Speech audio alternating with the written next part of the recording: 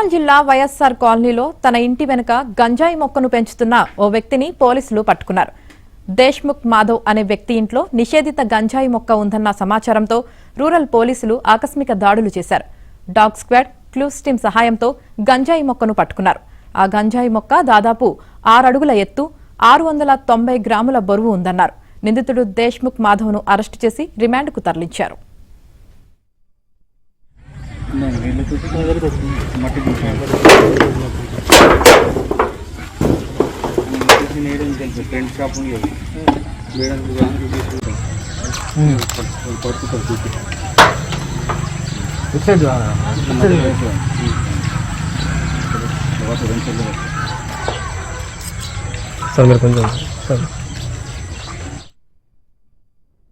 నిన్న వైఎస్ఆర్ కాలనీలో credible information వచ్చింది.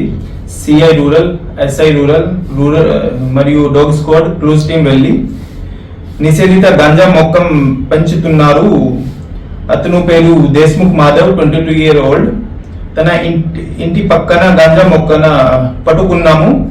మొక్క హైట్ 6 feet, వెయిట్ 690 గ్రామ్ ఉంది.